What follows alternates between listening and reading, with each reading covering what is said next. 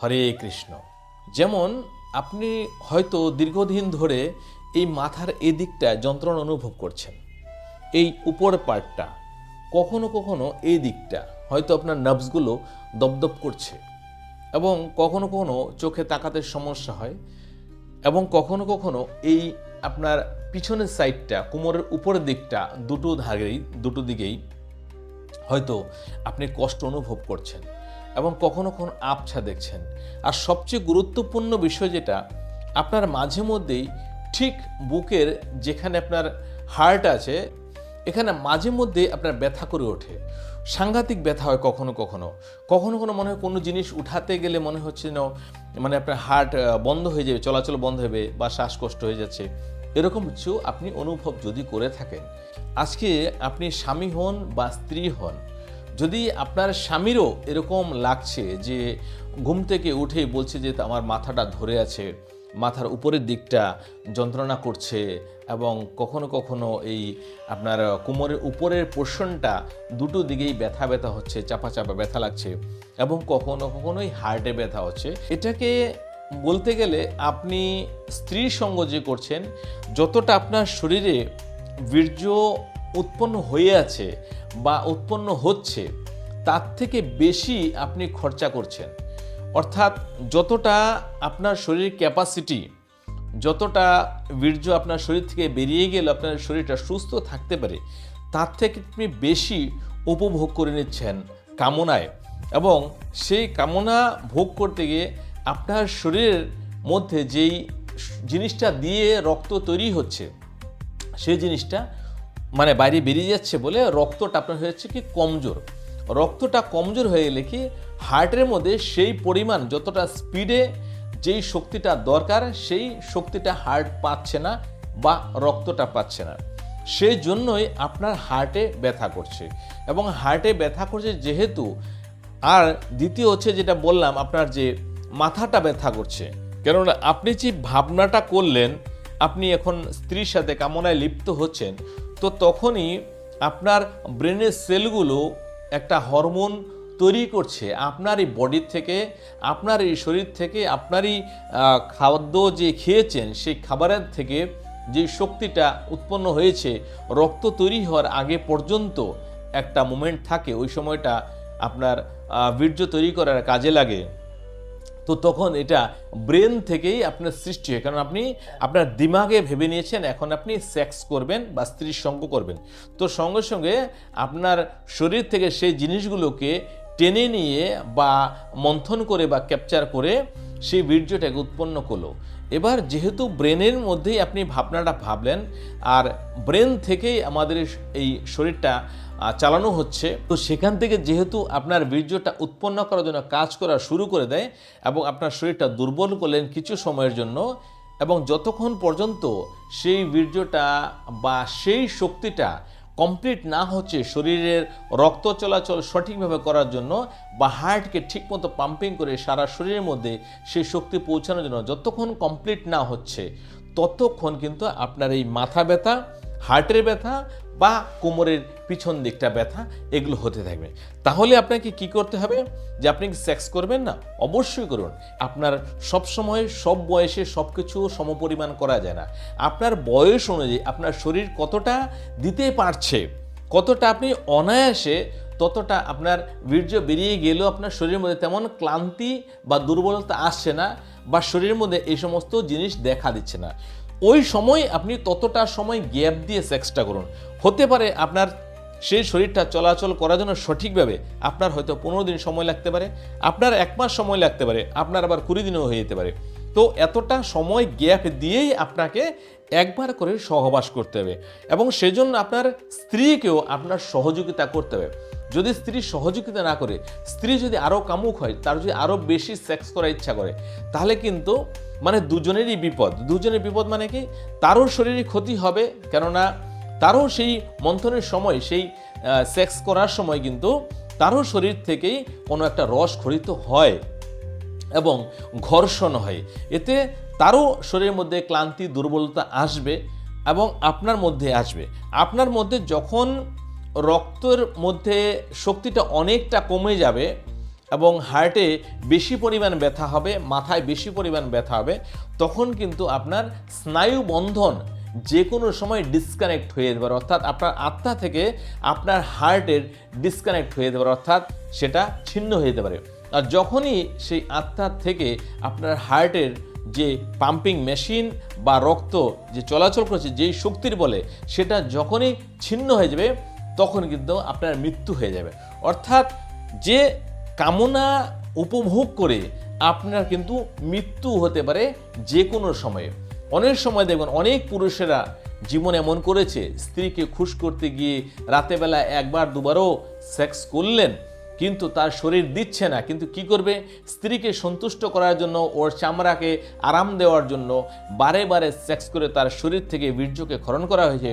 তারপর একটা সময় আসলো যা স্নায়ুবন্ধন ছেড়ে গিয়েছে এবং তখনই সে রাতের মধ্যেই বিছানার মধ্যে পড়ে মরে আছে, সে বলতেও পারলো না এবং তার স্ত্রী জানতে পারলো না যে সে কী করে বা কেন মারা গেল।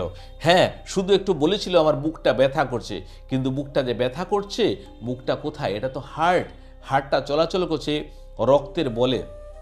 রক্তের মধ্যে সেই শক্তিটা যখন শেষ হয়ে যায় বা কমে যায়, তখন কিন্তু দেহের মধ্যে যে আত্মাটা আপনার আছে সে কিন্তু দেখছে যে না, এর শরীরের মধ্যে আর সেই শক্তি নাই, অর্থাৎ বীর্য আর রক্ত এই দুটো জিনিস যখন কমজোর পড়ে যায় বা নাশ হয়ে যায় বা বিনাশ হয়ে যায়, তখনই পুরুষের বা নারীর মৃত্যু হয়।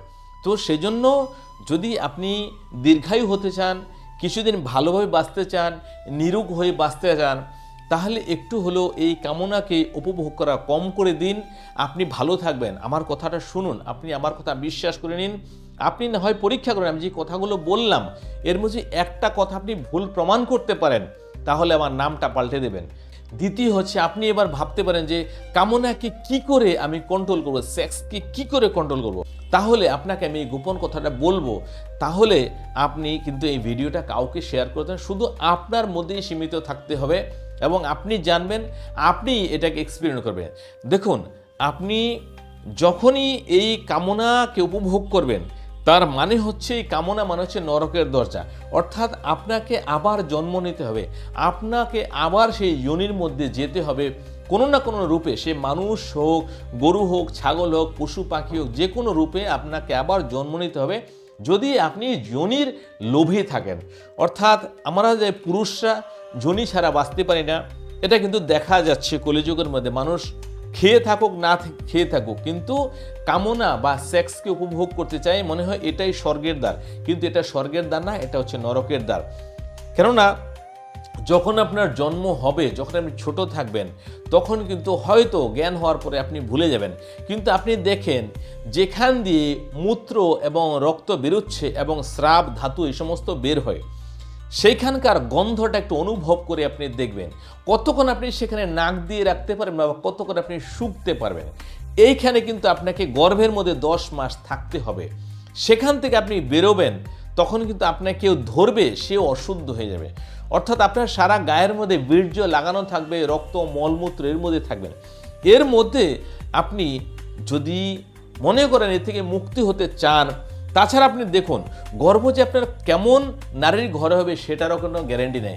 এখন আপনি উপভোগ করছেন, হয়তো আপনার স্ত্রী দেখতে খুবই সুন্দর, কিন্তু এমনও হতে পারে আপনার কর্মদেশে এমন এক নারীর গর্ভেতে জন্মালেন যে যেমনই হোক, যে সমাজের থেকে আপনার পছন্দ হচ্ছে না, কিন্তু তারপরে তেমন গর্ভের মধ্যে আপনার আসতে হবে। সে যে কোনো জনির হতে পারে, মানুষ, গরু, কুকুর, ছাগল হতে পারে, কিন্তু জন্ম কিন্তু সেই রক্ত আর বীর্যতেই হবে। এবং রক্ত বীর্যতে যেহেতু জন্ম হবে আপনার, তাহলে আপনাকে কিন্তু সেই রক্ত বীর্যের মধ্যেই জন্মের আগে পর্যন্ত থাকতে হবে। তখন সেখানের গন্ধটা অনুভব করুন এবং সেখানে থাকার যন্ত্রণাটা অনুভব করুন একটু। যদি সেই যন্ত্রণাটাকে আপনি আর দ্বিতীয়বার নিতে চাচ্ছেন না এবং আপনি ভগবানের কাছে যেতে চান এবং আপনি এই যোনি লোভ না করেন, তাহলে কিন্তু আপনি পারবেন সেক্সকে কন্ট্রোল করতে। কেননা এই কাম কখনোই কাউকে স্বর্গে নিয়ে যেতে পারেনি, কাউকেই উন্নত করাতে পারেনি। যেই পুরুষ এই কামের চক্করে পড়েছে বা যোনির চক্করে পড়েছে, সে কিন্তু অকালে মারা গিয়েছে এবং তার স্ত্রী বিধবা হয়েছে। এবার আপনি স্ত্রী হতে পারেন, পুরুষ হতে পারেন, যদি আপনার স্বামীকে আপনি দীর্ঘদিন বাঁচতে দেখতে চান, তাহলে তাকে আপনি অন্যভাবে আদর করুন, যত্ন করুন, সেবা করুন, যেন কামনাটা তার মনে একটু হলেও কমে। তাহলে আপনার স্বামী দীর্ঘায়ু হবেন এবং অনেকদিন বাঁচবেন, আপনিও সধবা জীবন কাটাতে পারবেন। তাছাড়া আপনি এই জিনিসকে আপনি একবার ফিক্স করে দেখবেন যে পরদিন আপনার মনের মধ্যে আবার লিপ্সা জন্মাচ্ছে। কিন্তু যখন আপনি জানবেন যে এটাতে আমার স্বামীর মৃত্যু হতে পারে যে কোনো সময় যদি আমি তাকে কমজোর করে দিই, তাহলে কিন্তু তারপর কিন্তু আর আপনি কোনোদিন পাবেন না। যদি আপনি সত্যি সত্যি প্রতিব্রতা নারী থাকেন।